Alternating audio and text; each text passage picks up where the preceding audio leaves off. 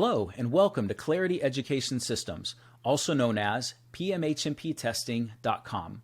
This is our free information seminar and was designed to help introduce you to our content and our program, as well as let you know how we can help you better prepare for and pass your ANCC PMHNP certification exam. Before we get started, just a quick note. The material presented today is not intended to substitute any psychiatric or medical care or advice that you would receive from a certified provider. It is for educational and informational purposes only. Again, welcome to PMHNPtesting.com. I'm Dr. John Rossi, and I received my Bachelor of Science degree from Brigham Young University, where I majored in nursing and minored in gerontology. I went on to complete my DNP, or my Doctor of Nursing Practice, at the University of Missouri, completing studies in psychiatric mental health care across the lifespan and minoring in nursing education. My capstone was completed at an inpatient detox facility, and I started my nursing career as a medical surgical nurse, moving on to a hospital inpatient supervisor, a primary family practice clinical manager, and finally to my current position as a practicing PMHNP. Before we get started in the content, I wanted to let you know some good news. This comes directly from the ANCC. Those that take the PMHNP exam report an 87% pass rate the first time. We can compare that to the family nurse practitioners that have a similar, approximate 87% pass rate. This is wonderful news. When I first started my career, there was an awful rumor floating around that 50% of the people that take this exam fail it. And it's just not true. As you can see, approximately 87%. I want you to be positive. I want you to create a study plan. I hope it's with us. But ultimately, feel good knowing that the statistics are on your side. We're going to get you to that point. You're going to become a certified PMHNP.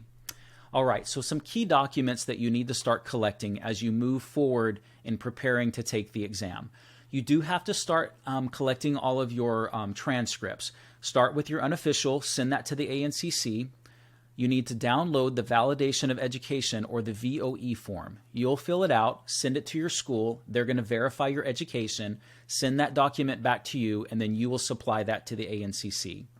Now, if you got your degree in another area outside of psychiatric mental health care nursing, you do need to complete a gap analysis form, and it's just as it sounds. All they want to do is make sure that you received the education needed to bridge the gap between your previous education and your mental health education. You'll download it from their website, send it to your school for them to complete it. Once you get it back, you'll submit that to the ANCC. So once that's all completed and you've graduated, you need your final transcript. That has to have your certified and awarded degree listed on the transcript, and it has to come directly from the institution that you went to school for. It cannot come from you. Once that's submitted, they will take all of this information, certify everything, and then you will receive your permission to test. That way you can go into the Prometrics website and schedule your exam. So just a little bit of information that you need to gather before you can actually go in and take the exam. Now, the information that we're going to talk about from here on out is based on the most current 2023 ANCC testing format. On the test, you have 175 exam questions. Of those, 150 are scored, and 25 are considered pre-test questions, or questions that are included to determine how well they will do in future exams. You cannot distinguish between the 150 and the 25. Even though they aren't counted for your score, you need to approach to them like they are, because you just won't know. So 175, 150 are graded, 25 are not. Now, the exam is worth a total of 500 points. You will need a minimum of 350 points in order to pass the exam. That equates to a 70%. That's all we need, 70%. We don't need to make 100 on this thing. Get to that 70%. What does that mean? You have to get 105 out of 150 testable questions correct to reach that 350 out of 500 number. That's awesome. That's 45 questions on top of the 25 that don't count. Be patient with yourself. Take a deep breath. You're going to do this. This is great information, right? 105 out of 50. You can do that. Okay, before we move forward, we're going to watch a quick video that outlines some of the changes that came about in 2023 from the ANCC. So I'm going to take a pause here. It'll go right into the video and then pick right back up where we left off once you are able to view that information. Hello, We here at Clarity are ready to help alleviate some of the stress and concerns regarding the upcoming changes to the PMHNP exam format starting April 28th of this year. First, you will not be able to take the certification exam the week prior to the new exam start date. It will be important to plan accordingly. There will be a 5 business day exam suspension from April 21st through the 27th to allow for the exam to be updated. All exams administered after April 27th will be based on the new exam format. Live remote proctoring for at-home certification testing is no longer available as of February 1st, 2023. Don't panic. Those already scheduled to take it at home may still do so. However, if your examination has not been scheduled, you will no longer be able to test from home and must go to the Prometric site to test. Now, what hasn't changed? The exam still allows 3.5 hours to answer 175 questions, of which 150 are scored, and 25 are considered pre-test questions that are not included on your final total. There have been no changes made to how the exam is scored. You still need 350 out of 500 total points or 105 out of 150 correct answers to pass. Additionally, there have been no changes made within the body systems, drug agents, and age group categories on the examination. These remain the same. So, what will be different? Changes have been made to the 5 content domains. Some content has been removed, while new topics have been added. Question allocation from each domain has also changed. Let's take a moment to look at each one of these separately. Domain 1, Scientific Foundation. Currently, there are 30 scored questions, or 20% of the total exam questions, falling under this specific category on the certification exam. Starting April 28th of 2023, this will increase to a total of 33 scored questions, or 22% of the total amount of questions on the exam. No other topics have been changed within this category. You can continue to practice and study as you currently are. Domain 2, Advanced Practice Skills. Currently, there are 38 scored questions, or 25% of the total exam, falling under this category. Starting April 28th of 2023, this will increase to 41 scored questions, or 27%. Motivational interviewing has been removed from Domain 5 and relocated to Domain 2. The Alcohol Use Disorders Identification Test, or audit, and the Drug Abuse Screening Test, or DAST, have been added to this section. Domain 3, Diagnosis and Treatment. There are 37 scored questions, or 25% currently. Starting April 28th, this will increase to 33 scored, or 22%. No other topics have changed within this specific category. Domain 4, Psychotherapy and Related Theories. Currently, there are 22 scored questions, or 15% of the total exam, falling under this specific category. Starting on April 28th, this will increase to 17 scored questions, or 11% falling within Domain 4. The topics of grief and loss have been removed from this domain, and we can now include humanistic, interpersonal, and behavioral therapies to Domain 4, Psychotherapy and Related Theories. Domain 5, Ethics, Legal Principles, and Cultural Care.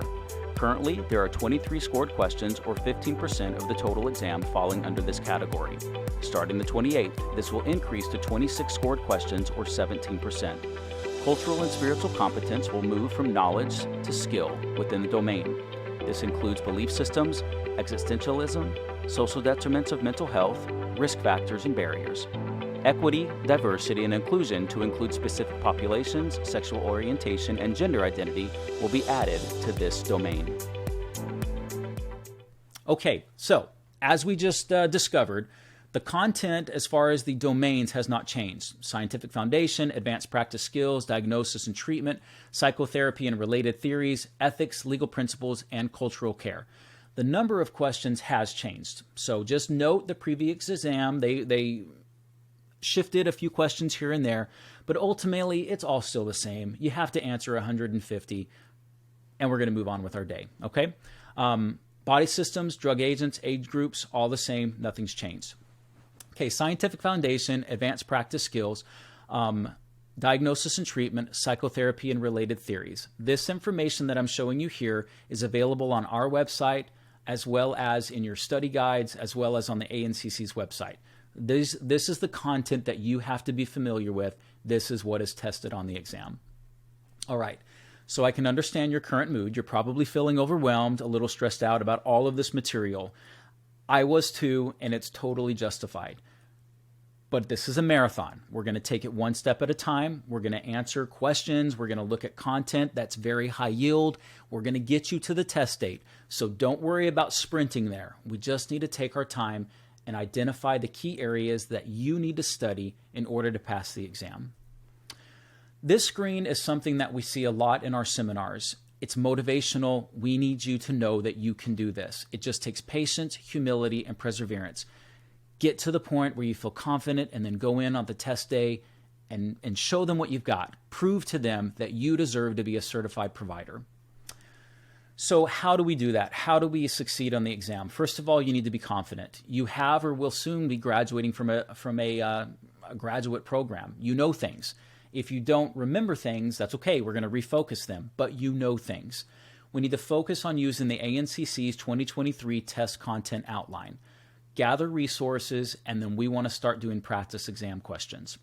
You got to create a study plan. The ANCC recommends that you do this 6 months out. 6 weeks prior to taking your test, you need to start hyper-focusing, or if you're one of those that needs to crash prepare, about 2 weeks out.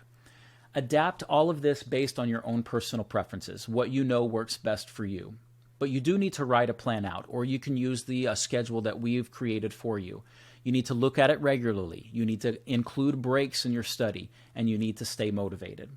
So we do have private virtual team classrooms available if you have other students or classmates that you're taking our program with that we can set up Friday nights. You guys all meet at 1800 or 6 o'clock in the afternoon to study specific materials. That platform is available to you free of charge. I want you to use a wide variety of study materials. We're going to introduce some videos, a lot of content, flashcards, videos for you to watch, but go to some of the books that we recommend. Also look at some YouTube videos.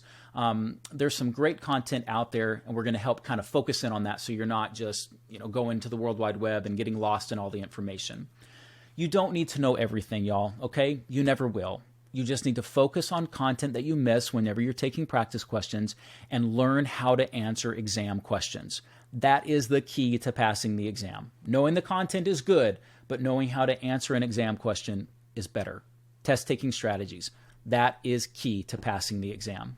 We're going to talk about a few of them now. In the seminars that you are a part of, we're going to dive into this even more.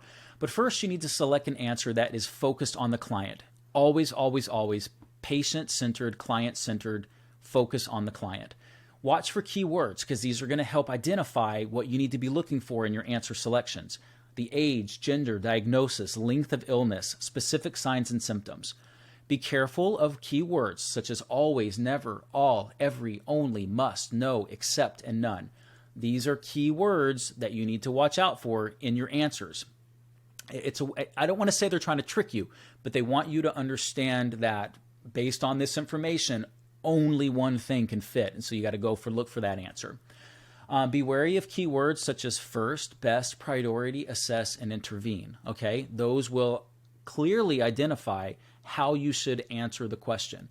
If it's a prioritization question, what is the most important next step that will help the patient address the diagnosis problem or keep them safe? Priority is a big one.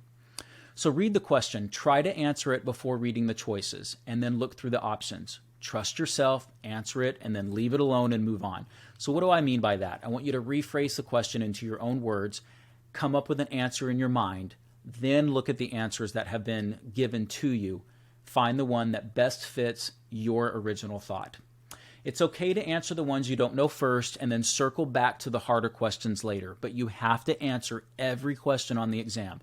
If you don't answer something, it will count against you. And then I want you to narrow it down to 2 possible answers. Try to get it to 50%. 50%, right or wrong, those are good odds, right? So look for the obvious distractors, and we're going to talk about that on how you identify those, or how you best can, and then try to get it down to 50%. And of those two options, choose the one that makes most sense, addresses patients, and clearly identifies the problem in the stem of the question. Remember that culture is important. They love to test about culture options. You need to consider that in your nursing care. If they're asking you about a specific population, the answer should directly address that population. Quality care and conflict management in nursing are very important. Also need to be considered when answering a question.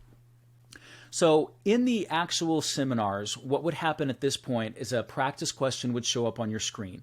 The video is going to pause, and then you would be given time to answer the question. And then once you answer it, I pop back on and explain the answer, and we'll move on throughout the content. But for today's purposes in this practice exam, that's not going to happen. We're just going to look at some questions, practice them together, and then move on. So Sam is a 10-year-old male who presents to the PMHNP for evaluation of attention deficit hyperactivity disorder, or ADHD. His parents and teacher completed the Vanderbilt ADHD rating scale and returned them to the clinic. The PMHNP considers the clinical interview, the assessment, and the rating scales, and gives a diagnosis of ADHD. Prior to starting a stimulant medication, what needs to be assessed? All right, so we use the test-taking strategies that we just went over. 10-year-old male, symptoms related to ADHD, diagnosis of ADHD. What do we have to assess? So I'm going to highlight those key areas using my Prometrics test-taking tool. This is an assessment question, which means I have to look for an answer that assesses a particular issue.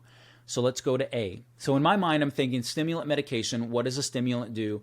Stimulants stimulate, right? So blood pressure, heart rate, all things that need to be considered within the question. So now I've got an idea. Now let's look at the answers. How the patient did on a non-stimulant trial. This question didn't ask anything about a non-stimulant trial. One of the most important things I can teach you today is not to add anything to the question. If they did not talk about a non-stimulant trial, then it did not happen, okay? Do not add any content to the question. You have everything that you need in that question. So I can go ahead and mark A out.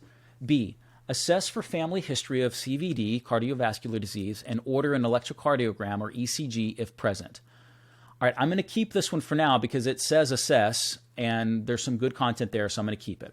C, vital signs and begin the stimulant medication. Again, vital signs is an assessment. I'm going to keep this one for now.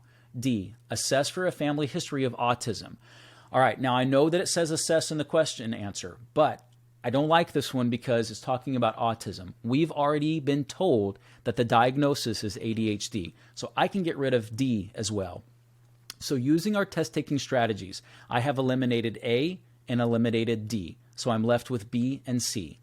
Based on those highlighted points that I did at the beginning of my question, I need to consider what does a stimulant do and what needs to be assessed. So based on that information, vital signs and begin. Well, I assessed for vitals, but I didn't get any information, and so why would I jump right into giving the medication? So I'm not feeling good about that one right now. B, assess for family history of CVD. Well, we know that stimulants can cause complications with a familial history or a current history of cardiovascular or other cardio diseases. So that's good. And another test-taking step is they ask me to perform a test, an ECG. Does that test procedure make sense in the answer, and does it fit the answer for the question itself? Yes, it does. So in this particular question, I can feel confident selecting B or Bravo. I assess before I intervene. While the client does need vital signs prior to starting a stimulant, he must also have a family history assessment to understand those risks before starting the medication. So hopefully you were able to see how that whole process goes. You'll get to the point where you're doing that within less than a minute to 30 seconds and being able to move quickly through the answers, but feeling confident with what you come up with. All right, so the testing site itself, let's talk about Prometrics. On-site testing only. The days of being able to take this exam at home are gone. That changed in February of 2023, so you must go to a testing site to complete this exam. Testing occurs in a large room with other students that are separated by cubicles at individual computers. Think back to the days when you took your NCLEX exam. It's kind of that same environment. You will be required to store all of your belongings in a locker at the front of the test office. Now, you are allowed to wear a jacket or a sweater. The hospitality of the administrators varies, as does the cleanliness of the Prometric site. So if that's stuff that's important to you, if you want, if how nice they are or how they greet you or the cleanliness of the room matters, then I recommend that you go to a Prometric site first, check it out, see what it looks like, and then decide where you want to test. So you will be searched and photographed prior to entering the testing area, so just be aware of that. You are allowed time at the beginning of the exam to read through instructions. That particular time does not count towards your total 3.5 hours of testing. A timer will count down from 3.5 hours. So it'll be at the top of the screen, and just know that your time is ticking away. You are allowed to use the restroom, to take a break at your desk, but just be very clear, your time does not stop. So make sure that you're utilizing your breaks wisely. All right, so once your exam is complete, and this is a big one for me. This scared me when I was taking my exam.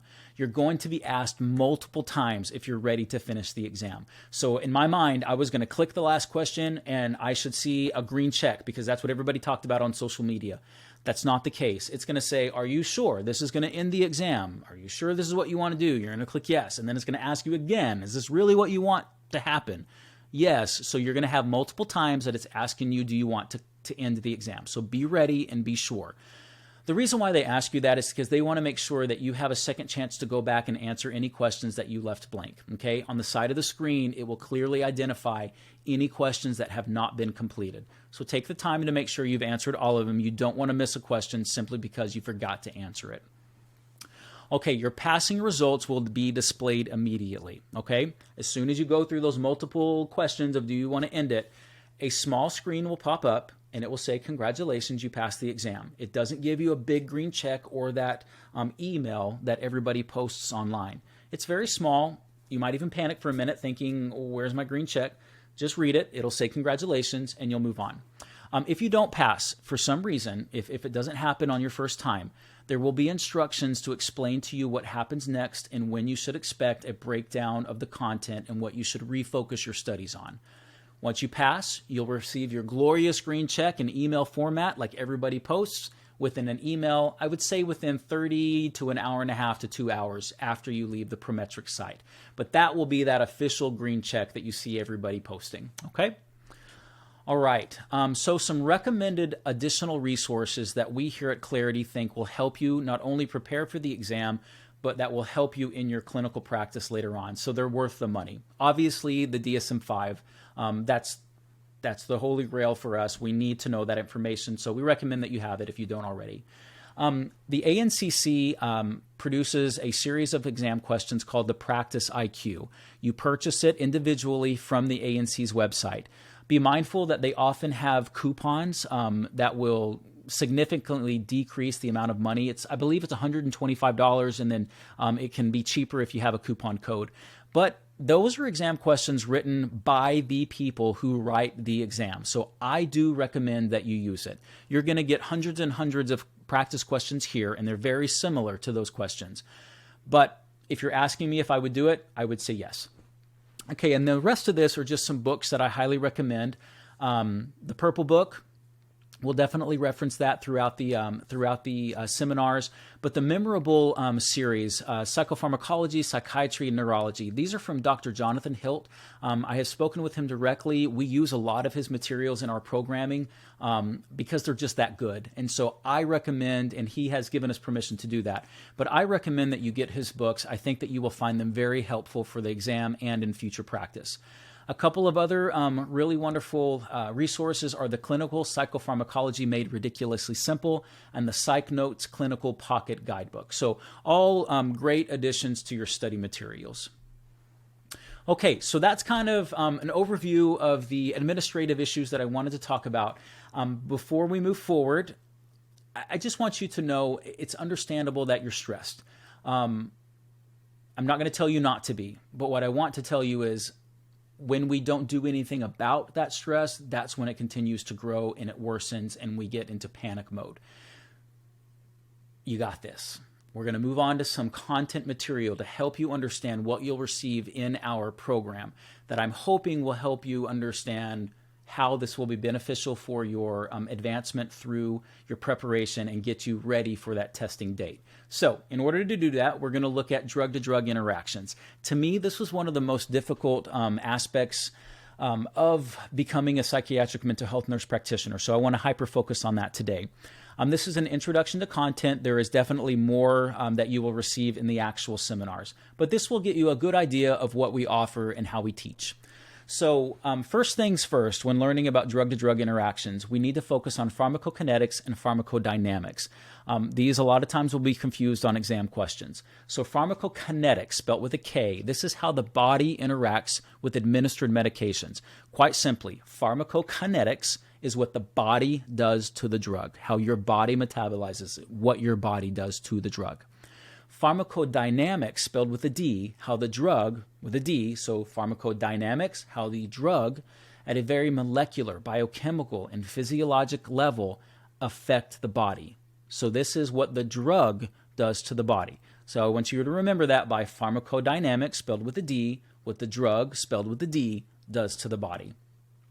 On top of that, we really need to understand the effects of drugs and the substrates. So let's look at the four key areas of agonists, inverse, partial, and antagonists. So an agonist effect is when a drug binds to a receptor and activates or opens that ion channel. So agonists activate. So if this substrate or if this drug is an agonist, it activates that ion channel. An inverse agonist is what the drug is when the drug causes an opposite effect of the agonist. So it binds and closes the ion channel. So inverse, opposite. Partial agonist effect, when a drug does not fully activate the ion channel. So we have that partial activation of the ion channel. So this becomes less effective than an agonist would be. Some people don't need all of that power that's packed with an agonist medication. So a partial agonist is very beneficial. And then finally, antagonist effect. This is when a drug binds to the receptor site and does not activate it. It does not give any type of biological response.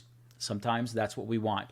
An example of that would be something that we're about to talk about is a dopamine antagonist or an antipsychotic medication. So half-life and steady state. The half-life is the amount of time it takes for a drug's active substance to be cleared by half. A steady state is the point at which the amount of drug that's eliminated from the body is in between doses is approximately equal to the original dose administered, so that steady state of medication. Medications are administered once every half-life in order to achieve a steady state, okay? So it takes roughly 5 half-lives to achieve a steady state. I want you to remember 5 when it comes to half-lives. 5 half-lives to achieve a steady state. 5 half-lives to eliminate a medication from the system. So this is also what is known as the washout period or the washout time. It's the safest strategy for switching between medications, that washout period. So what does that mean? We got to let the medication do its thing. It's got to leave the body and clear itself out in order for us to start a different medication or start the dosing of that medication again so we don't bombard our patient with too much. So we need to wait for that medication to degenerate, not regenerate. Okay, inhibitors and inducers. Students love these two concepts. It's very easy to confuse, but at the same time, once you get it, you got it. Okay, so we're gonna hyper focus on inducers and inhibitor medications. So inducers decrease, inducers spelled with a D, decrease with a D, serum drug levels. That makes them subtherapeutic. So if I take 2 drugs and one of those drugs induces the other drug, I decrease serum drug levels because I'm increasing the metabolism of that drug, and it becomes subtherapeutic. Now on the flip side of that, we have our inhibitors. Now if you look in the word high, right, increase. High or increase serum drug levels. So 2 drugs, one drug inhibits another drug, it's going to increase drug levels within the system because it decreases the metabolism of that drug. All right? So I know it can seem confusing, but when you get the concept down, it's really easy. Inducers decrease levels of the drug. Inhibitors increase that same level to a higher stat. Okay, now all of that has to do with our Cytochrome P450 or CYP enzymes. They are what are responsible for the metabolization of drugs in our system. This chart is very important. You need to commit it to memory. So our CYP enzymes are on the side. We have 1-alpha-2, 2-Charlie-9, 2-Charlie-1-9, 2-delta-6, and 3-alpha-4.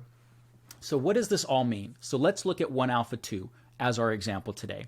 CYP 1-alpha-2, this enzyme, our substrates are going to be caffeine, TCAs, clonazepam, haloperidol, duloxetine, mirtazapine, olanzapine. So these are all drugs that are metabolized by the 1-alpha-2. Now, if we take an inducing drug at the same time, such as phenobarbital, carbamazepine, phenytoin, or tobacco, it will induce the substrate, for example, mirtazapine, of 1-alpha-2. And what did we just learn? An inducer, spelled with a D, decreases serum drug levels. So if we take an inducer while we take one of these substrates, it's going to decrease their amount in their system. So you as the provider are going to have to do something about that. You're going to have to increase the dose of that substrate that's being induced. Same thing with the inhibitors here. So if we start taking fluoxetine or sertraline, we're going to inhibit this substrate because of the 1-alpha-2 enzyme. And we just learned that high, it will increase the drug level. So mirtazapine is going to increase in that patient's body because it's being inhibited by sertraline. So in that case, the provider may need to decrease the dose amount of mirtazapine to make sure that we don't cause an adverse reaction with our patient. So that's how you're going to use this chart. Just practice it back and forth. We've got plenty of test questions to help you with this concept. But that's the concept behind the CYP enzymes, the substrate inducers, and inhibitors. We're not done with them yet, though. So we got to memorize which ones are which. So the inducers, bull shark, crap, GPS plus, barbiturates, St. John's wort, carbamazepine, rifampin, alcohol, phenytoin, grisafulin, phenobarbital, sulfonylureas, and the plus is going to be for smoking and the pill. So this is just an easy mnemonic to help you remember what some of the inducing drugs are out there. So let's take a look at it a little bit closer, an example of this. Smoking is an inducer, right? We just learned that. It's one of the pluses. And medication may need to be increased if the patient is smoking. However, if they stop smoking, so you have a patient that's on a med, they previously were a smoker, they come back 3 weeks later and they're like, guess what, John, I stopped smoking, I'm so proud of myself. Well, I as the provider need to take note of that because his smoking was inducing his medication. So I may need to remember to adjust or decrease the dose of medication since it's no longer being induced. If not, there's going to be too much medication in that patient's system. So that's how we start to really understand and work through these inducing and inhibiting drugs. All right, now let's talk about the inhibitors. These are big freaking problems. IFP, inhibitors can cause big freaking problems. So three main ones are bupropion, fluoxetine, and paroxetine. And remember, if you take one of these medications with another drug that is metabolized by a CYP enzyme, it will cause that other drug's levels to increase in the body because inhibitors increase. They produce higher levels. Now, there are more inhibitors and inducers that you need to know. This is just a sampling of what you will learn in the seminars to help you memorize the content, okay? All right, so let's practice. A substrate is a drug which is metabolized by cytochrome enzymes. Which substrate is known to metabolize clinical drugs such as those listed here? So this is a knowledge-based question. You just need to know it, so you have to have memorized it. So we are talking about duloxetine and mirtazapine. Those are Haldol, olanzapine, methadone, all very common drugs and ones that you can easily memorize here. So is it the 3-alpha-4, the 88 delta, the 034, or the 1-alpha-2? I can't remember off the top of my head, so I'm going to try to eliminate and get it down to 50%. 3-alpha-4, yes, that was on my list. So I'm going to keep the CYP 3-alpha-4. And 88D, I cannot recall on my chart that is actually included in the CYP enzymes. So I feel pretty confident in eliminating Bravo at this point in time. D, CYP 034. I remember a 3-alpha-4 034 does not ring a bell, so I'm going to get rid of that one as well. Delta, CYP1 alpha 2. Absolutely. We learn a lot about 1 alpha 2, so I'm going to keep that one. So I've now eliminated it down to 50%. A and D. Is it the 3 alpha 4 or the 1 alpha 2? And at this point, if you don't know it off the top of your head, you're going to have to take your best educated guess. And at this point, we're going to go with delta or D, CYP1 alpha 2. So a member of the P450 mixed function oxidase system, it works primarily to metabolize several antipsychotic medications, such as those listed here on the screen. All right. So it is a strong 1 alpha 2 inhibitor. I remember 1 alpha 2 being tied to cigarettes as 1 cigarette in between 2 fingers, 1 alpha 2, and there you go. All right. Next question. A 22-year-old male schizophrenic patient is a known 1-pack-a-day smoker and recently decided to cut back and reported the decision to the PMHNP during his follow-up medication appointment. The patient is currently taking clozapine or clozaril 400 milligrams daily, administered in divided doses. What is the priority action of the PMHNP? Let's break down the sentence.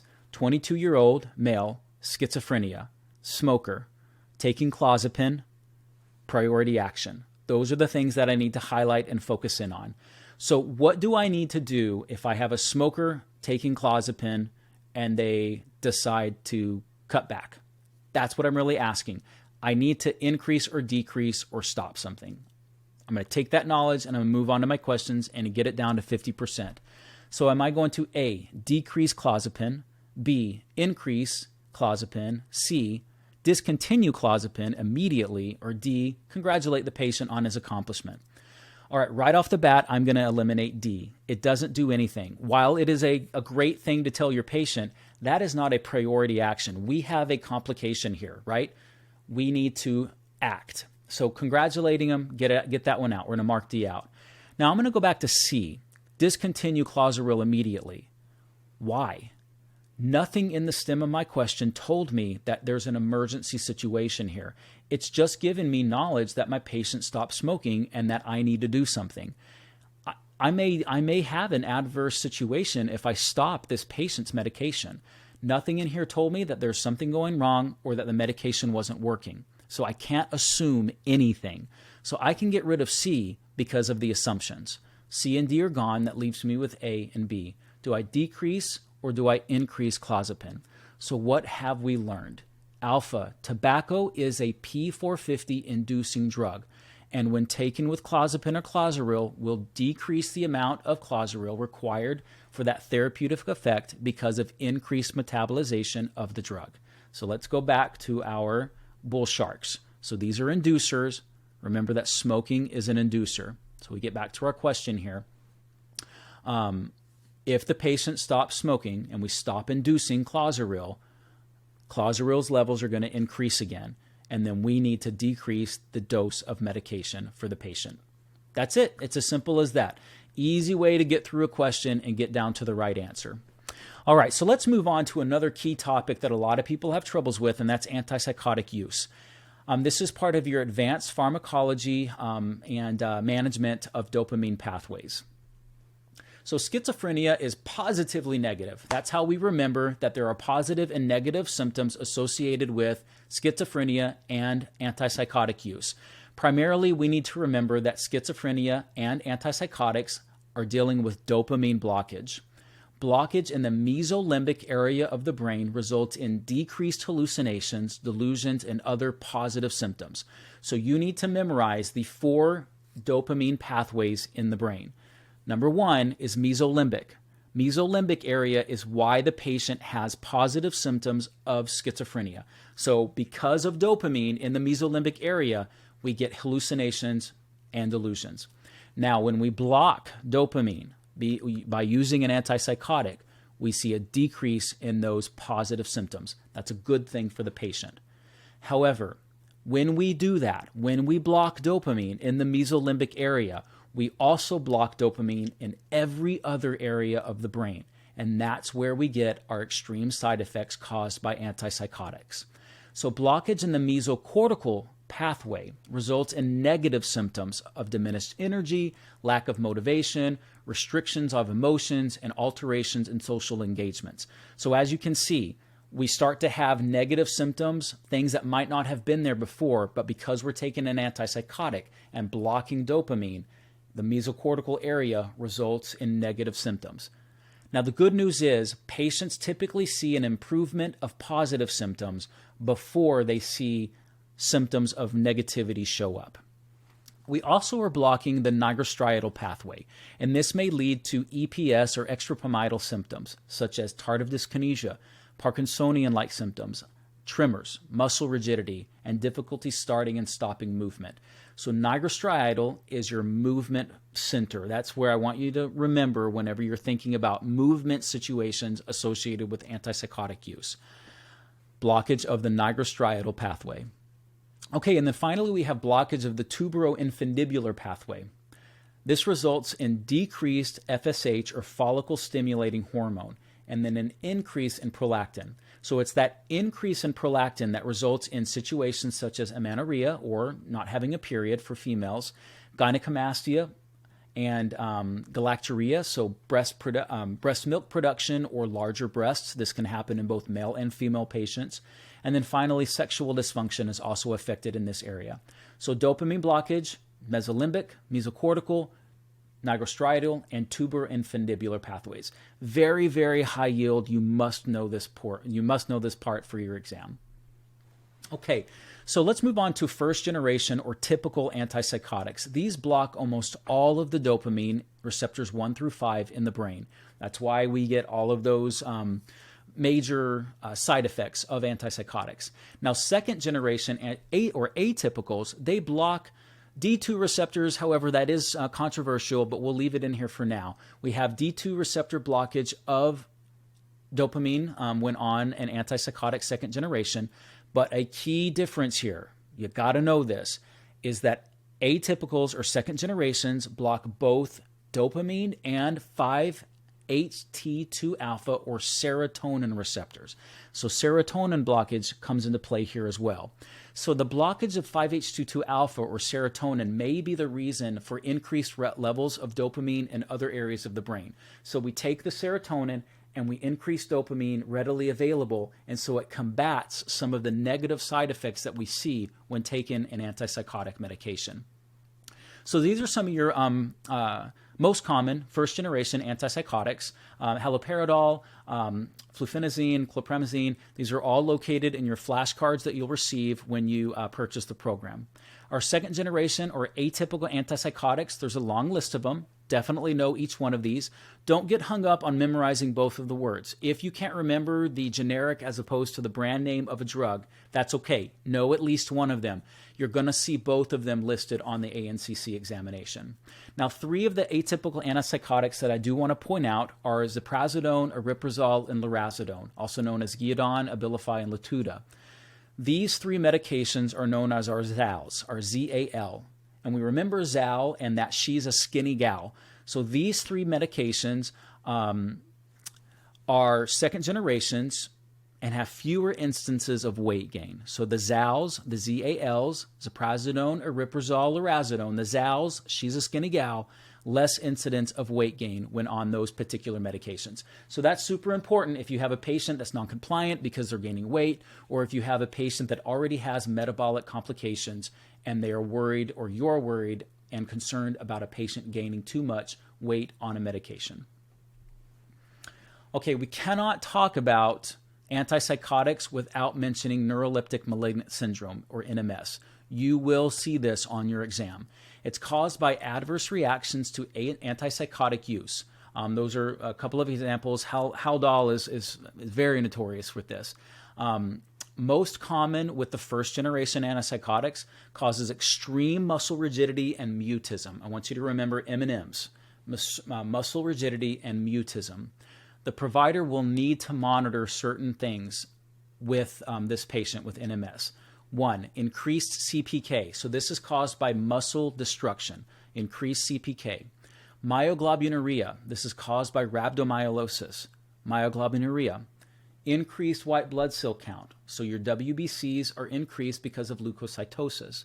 And then finally, we need to watch out for increased LFTs. Your LFTs are your liver function tests. So this is your AST and your ALT. So AST and ALT on a liver function test will increase during neuroleptic malignant syndrome. Now, we do have a grouping of common side effects or patterns or symptoms when a patient has NMS. And we're going to remember it by the acronym or the mnemonic FEVER. F stands for fever itself. Then we have encephalopathy, vital sign instability, elevated white blood cell and CPK, and muscle rigidity. And also remember your M&M, muscle rigidity, and mutism. Okay, how do we treat that? How do we help a patient with neuroleptic malignant syndrome? Well, we do have pharmacologic management available for these situations. Your primary go-to is going to be a medication that I call bromo, okay? So bromocriptine. This is a D2 agonist.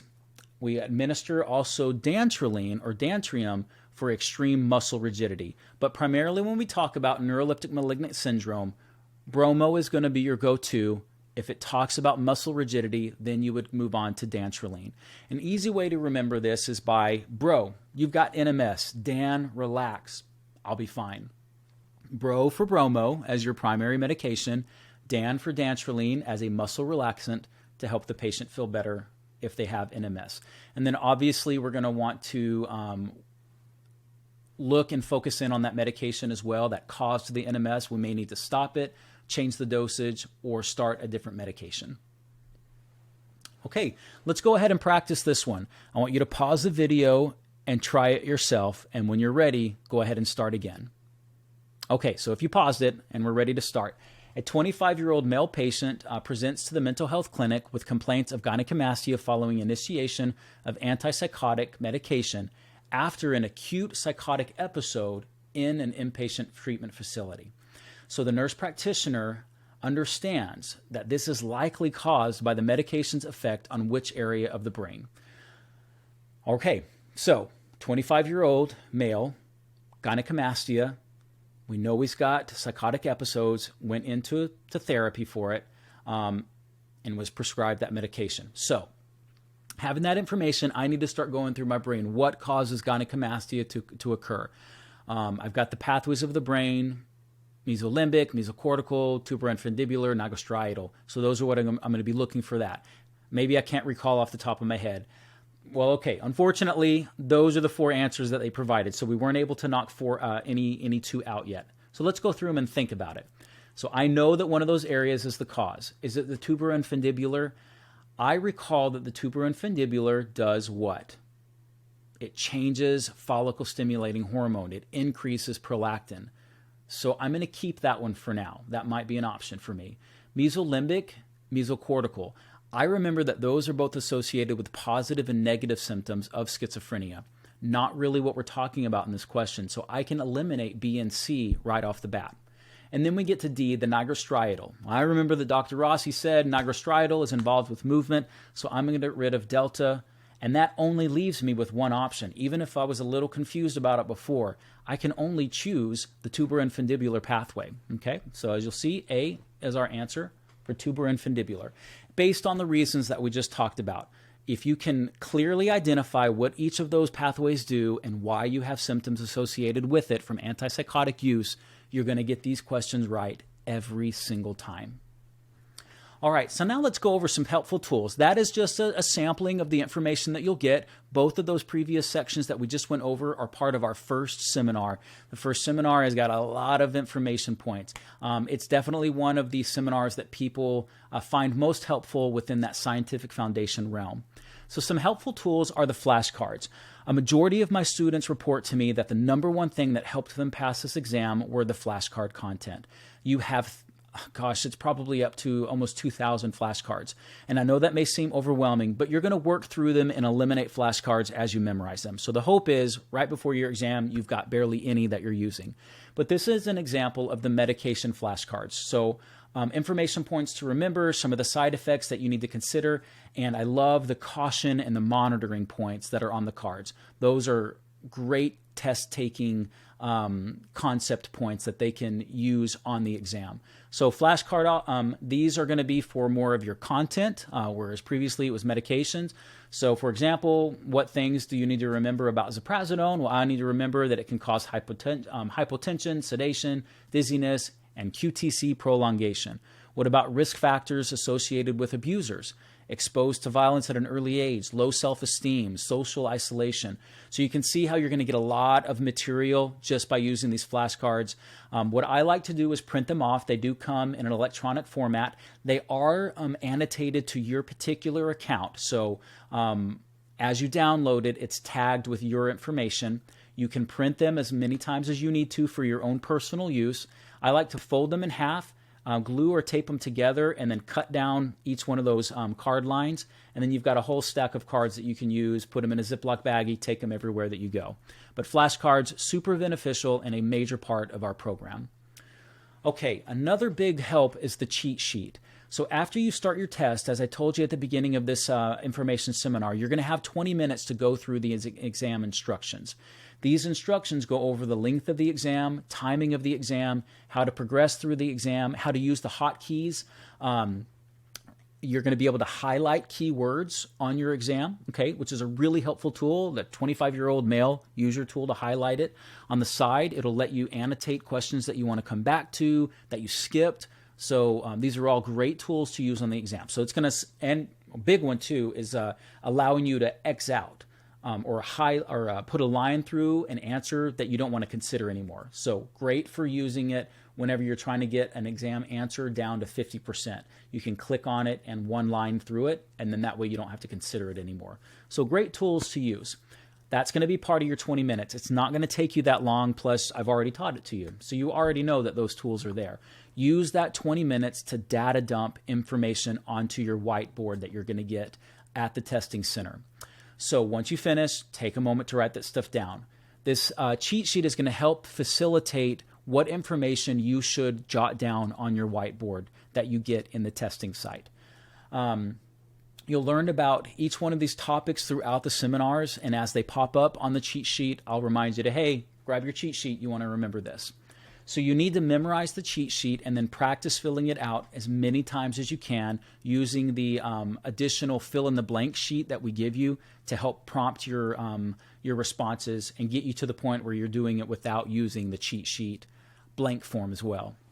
So once you're comfortable with the information, practice writing it out as many times as you can, and then you're going to refer back to that cheat sheet during your exam. So in the Prometric site, you're going to get a big whiteboard. Sometimes it has lines on it. Sometimes it's just a blank whiteboard. You'll also get a dry erase marker. That's where you're going to write down all of the cheat sheet knowledge that you memorized prior to going in.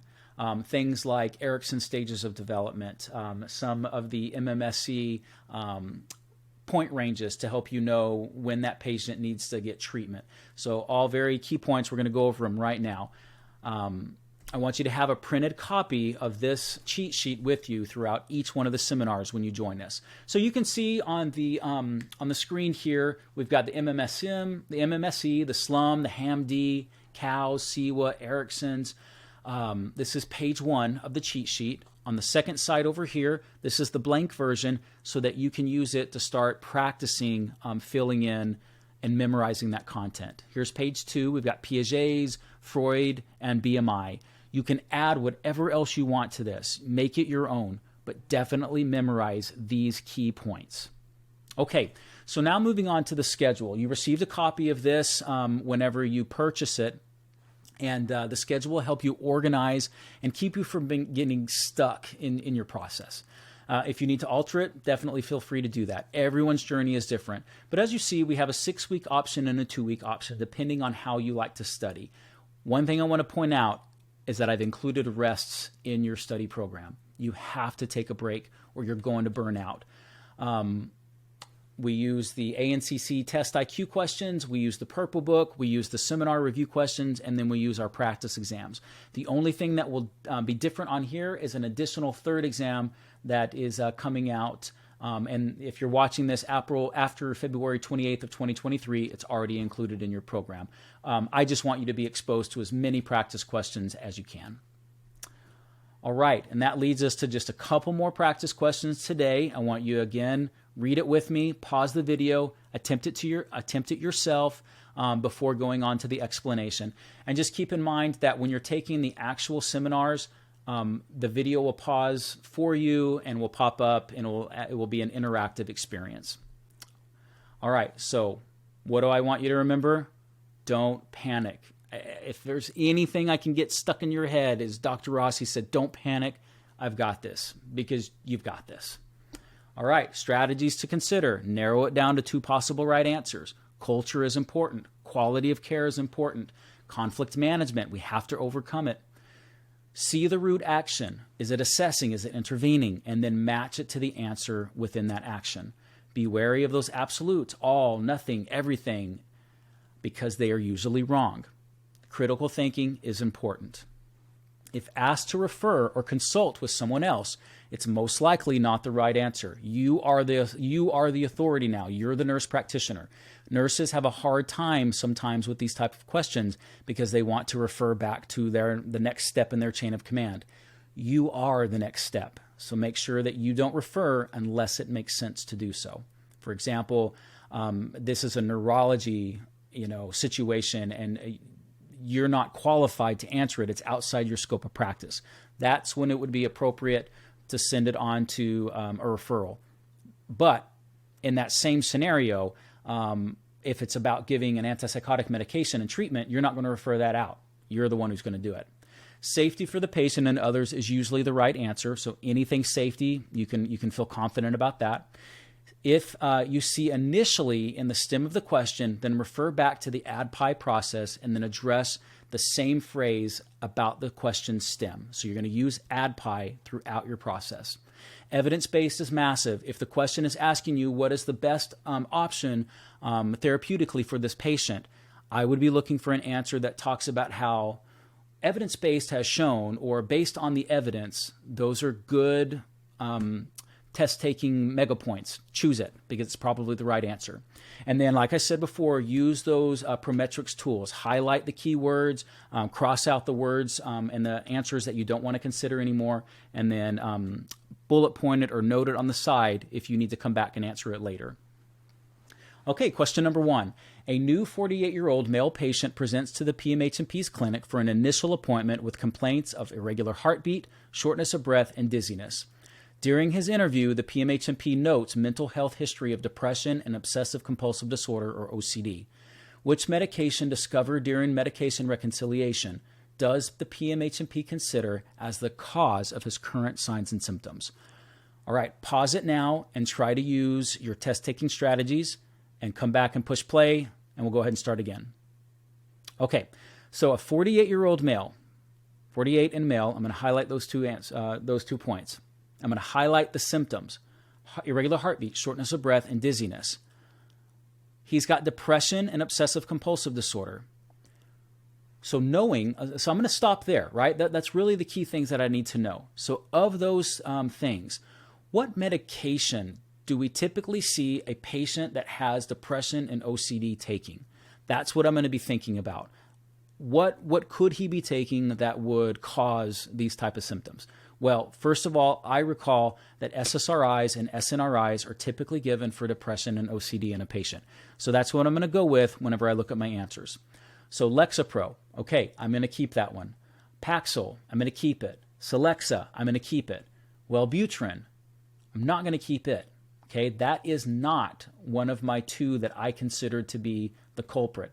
Wellbutrin can be given for depression, but it's mainly given for depression with fatigue and other augmentative therapy options. Okay, so having said that, I'm going to remember A, B, and C.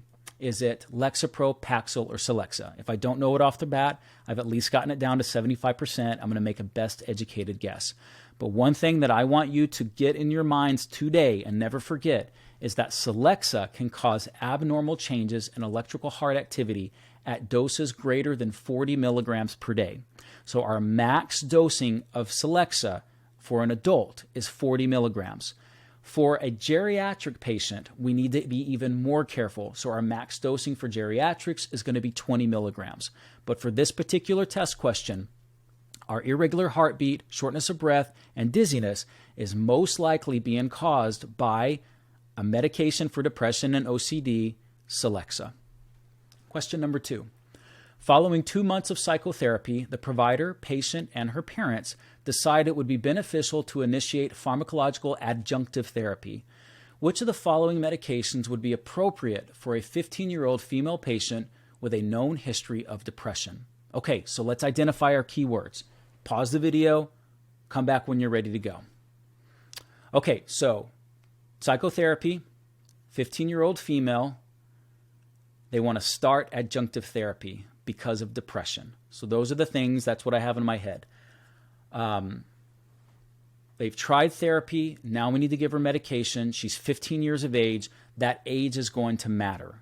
So as I go through my medications, I need to think about what does a patient that's 15 years of age need to, what do I need to consider as the provider when giving them meds for depression? I'm still going to use my same thought process here. I know that depression is primarily used with an SSRI. That's our frontline or our first-line treatment for depression. So now that I have a general idea of what I think it may be, an SSRI, I got to consider that she's 15. I'm going to go through Wellbutrin. Well, we just learned that is not an SSRI. I'm going to not consider that one. I'm going to one-line alpha. Prozac. Okay, I like Prozac. I'm going to consider that one. Cymbalta. I'm not going to go with that one, I don't think. I know that Prozac is an SSRI, and I'm feeling pretty confident about that. Elavil, I'm definitely going to throw that one out. So if I have A and D, I'm going to eliminate those. I get my 50% down to B and C. So between Cymbalta and Prozac, I'm going to go with Bravo or Prozac. All the answers that are listed treat depression. However, only Prozac is FDA approved for the treatment of depression within the adolescent population. Prozac is also the SSRI that's listed, okay? So this comes about because of the placebo effect. There are limited experimental studies that have investigated the placebo effect of antidepressants in children and adolescents as compared to adults. So children with depression have reduced placebo rates, right? Most parents don't want to let a study give them a drug that may or may not work or may or may not be a placebo. So because of that, we just don't have a whole lot of testing. However, Prozac was. So other SSRIs may be beneficial for younger patients. However, because of that placebo effect, we do not have other medications that are FDA approved on this particular question. You do have escitalopram, but FDA approved with this particular question, Prozac is the only one that we can choose. Parents are not willing to do research on their children. So remember that placebo effect when you're asked questions about depression and an adolescent population. All right, so that's kind of the end of our content material and what we think you may want to know as you're trying to decide if our program is right for you. We have a lot of fun. It's very interactive.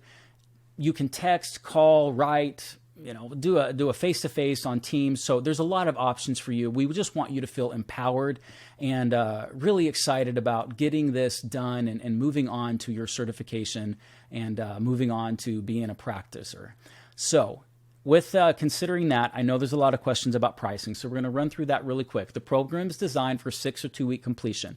However, schedules change. You do it based on your needs. Each seminar, you're going to get a study guide. You're going to get flashcards. Thousands of them, practice questions with justifications and rationales, 3 175-question practice exams to help you prepare for the actual exam environment, opportunities to practice timing, stress reduction, and then building confidence. Also, our seminars are now all on demand, so it's on your schedule. I want you to be able to go and log in, watch it as many times as you need to, and utilize it as best you can. You're given a 4-month access to the seminar and the student platform. If you need extra time, that's fine. If for some reason you didn't pass it the first time, you're not going to lose your access. We're going to continue to do this with you until you pass your exam. but we just had so many students that said they need to be able to do this on their own schedule. So we have provided that as an on-demand option. So all of that is included. We do still have live sessions. However, they don't meet as often during the year because we just have more people that want to do the on-demand. It's $350 for the full 6-week bundle. It does not have to take you 6 weeks. It can take you more than 6 weeks. It can take you less than 6 weeks. It's just how we market it out there. But that is the full comprehensive package. You get everything included. With the just-in-time, it's $245. You do get about a month's worth of access for the just-in-time. One of the main differences with the just-in-time is you do not have the free student guides that go along with it. The just-in-time is just a video, and you don't have access to the other seminars, okay? Just-in-time runs about 6 hours long. The other seminars are going to get you an additional 13 hours of instruction. A great overview and hyper-focused study that for some people, that's all they want. They want to know what they need to know. They've got a good foundation with all of the other information, and so the just-in-time 2-week is a good option. My recommendation would always be the $350 option, the full bundle, but we have a couple choices for you to fit whatever needs you have. Okay, I love swag, I love t-shirts. So one of the things that we offer is once you're done with your exam, you've passed, you fill out the survey that we send you. Once that survey is complete, it's going to let you know to choose between one of these 2 shirts, let us know your size, and then we're going to ship it to you for free as a congratulations and a welcome to the profession, just because I like it. So there you go. I love shirts.